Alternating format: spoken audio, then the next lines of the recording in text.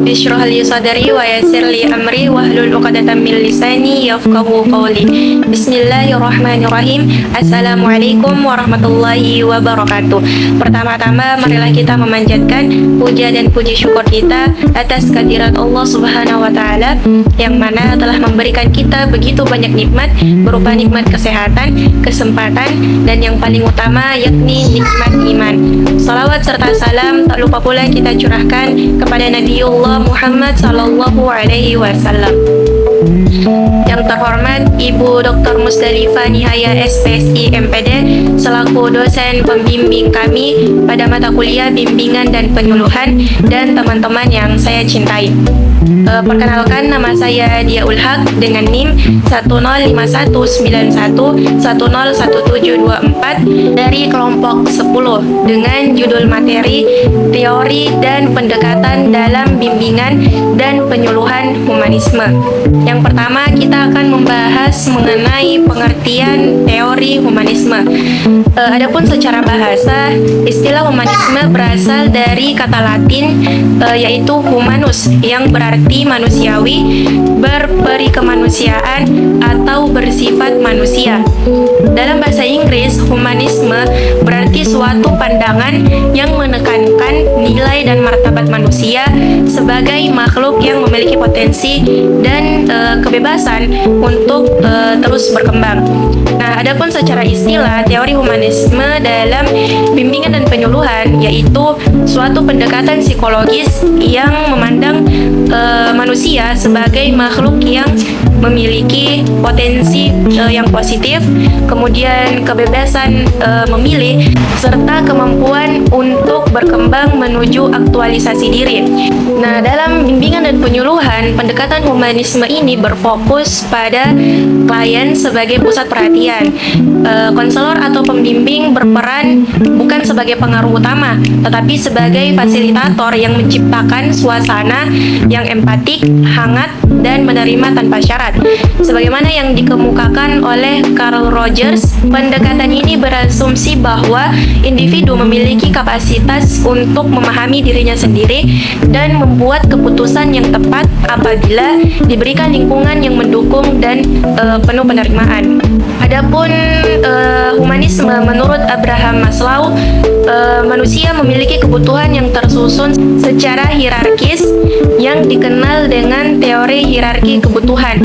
Maslow membagi kebutuhan manusia ke dalam 5 tingkatan, yaitu yang pertama kebutuhan fisiologis, adapun yang kedua yaitu rasa aman, kemudian kasih sayang dan memiliki, penghargaan diri, serta kebutuhan aktualisasi diri.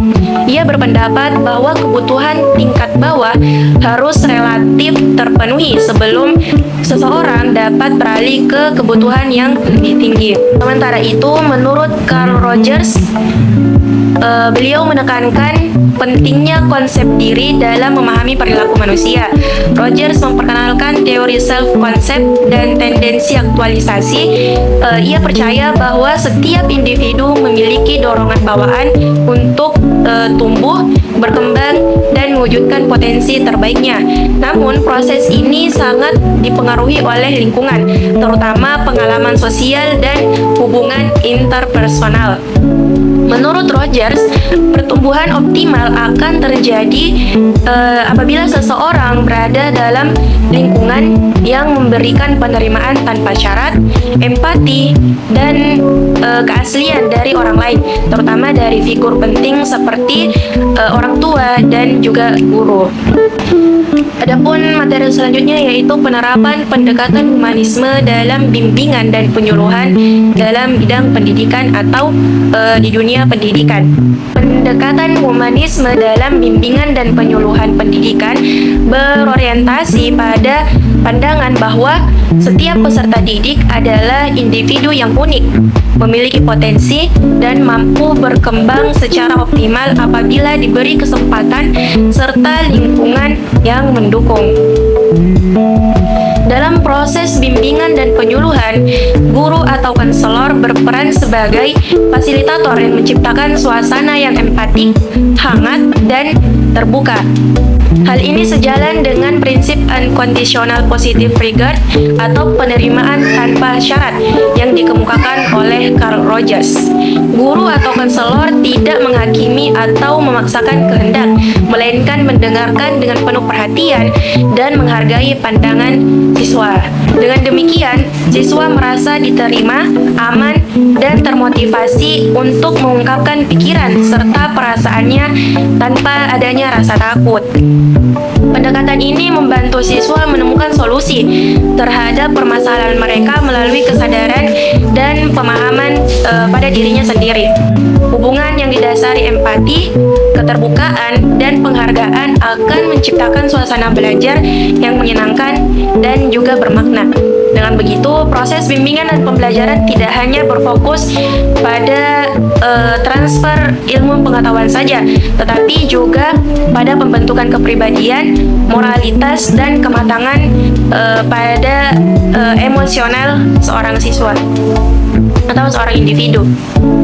Nah, secara keseluruhan, penerapan pendekatan humanisme dalam bimbingan dan penyuluhan di bidang pendidikan itu bertujuan untuk membantu peserta didik mencapai keseimbangan antara perkembangan akademik, emosional, sosial, dan moral. Melalui pendekatan ini, siswa diharapkan menjadi individu yang mandiri, percaya diri, bertanggung jawab, dan mampu mengaktualisasikan diri atau mengaktualisasikan potensi terbaiknya dalam kehidupan pribadi maupun kehidupan sosialnya. Selanjutnya, adapun kelebihan dari pendekatan humanisme dalam pendidikan, yaitu yang pertama, menghargai keunikan dan potensi setiap individu. Pendekatan humanisme melihat setiap peserta dibesarkan sebagai pribadi yang unik dengan kemampuan, minat, dan gaya belajar yang berbeda-beda. Guru berperan sebagai fasilitator yang membantu siswa mengembangkan potensi terbaiknya tanpa membandingkan antara satu dengan yang lainnya. Adapun kelebihan yang kedua yaitu menciptakan suasana belajar yang positif, empatik, dan terbuka. Dalam pendekatan ini, hubungan antara guru dan siswa dibangun atas dasar saling menghormati dan saling terbuka. Suasana kelas dibuat aman secara emosional sehingga siswa tidak takut mengungkapkan pendapatnya, kemudian tidak takut untuk bertanya dan juga berbuat salah. Lingkungan yang positif akan membantu siswa untuk merasa lebih nyaman dan bersemangat untuk belajar. Adapun kelebihan pendekatan humanisme yang ketiga adalah menjelaskan aspek kognitif, emosional, sosial, dan moral secara seimbang. Humanisme tidak hanya menekankan pada pencapaian akademik, tetapi juga memperhatikan perkembangan emosional, kemampuan siswa bersosialisasi, dan pembentukan nilai-nilai moral. Dengan demikian, siswa tumbuh menjadi pribadi yang cerdas secara intelektual, emosional, dan juga spiritual. Adapun yang keempat yaitu membantu siswa menjadi mandiri, percaya diri, dan bertanggung jawab. Pendekatan humanisme ini mendorong siswa untuk mengenal dirinya sendiri, mengambil keputusan, dan mengatur proses belajarnya. Dengan dukungan guru yang memotivasi dan tidak menghakimi, siswa belajar bertanggung jawab atas pilihannya sendiri. Akhirnya mereka tumbuh menjadi individu yang mandiri, percaya diri, dan juga tanggung jawab terhadap pilihannya.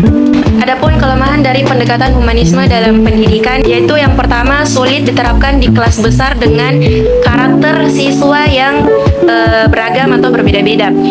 Karena pendekatan ini menuntut perhatian individu terhadap setiap siswa. Penerapannya menjadi sulit ketika jumlah siswa cukup besar atau banyak dan memiliki latar belakang, minat, serta kebutuhan yang beragam atau berbeda-beda.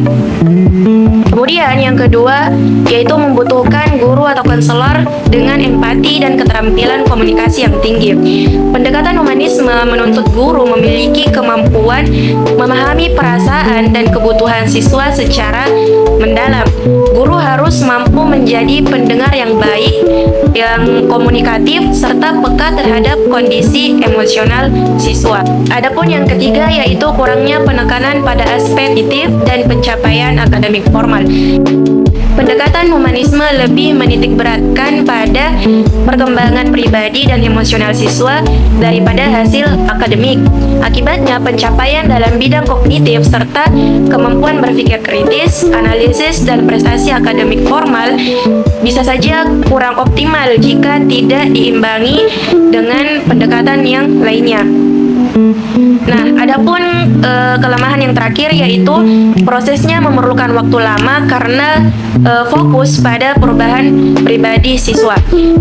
Humanisme berorientasi pada pembentukan kepribadian dan kesadaran diri yang mendalam. Proses ini tidak dapat dicapai secara cepat karena melibatkan perubahan sikap, nilai, dan perilaku siswa sehingga memerlukan waktu yang panjang dan yang paling penting juga kesabaran dari guru atau konselor. Demikian itulah tadi pemaparan materi dari saya. Adapun kesimpulan dari materi kami yaitu pendekatan humanisme dalam bimbingan dan penyuluhan menempatkan manusia sebagai makhluk yang memiliki potensi, kebebasan, dan kemampuan untuk berkembang secara optimal. Teori ini muncul sebagai reaksi terhadap pandangan behaviorisme dan psikoanalisis yang cenderung memandang manusia secara mekanistik. Dalam pendekatan humanistik, individu dipahami sebagai pribadi yang aktif, sadar, dan memiliki dorongan alami untuk mencapai kebahagiaan serta aktualisasi diri.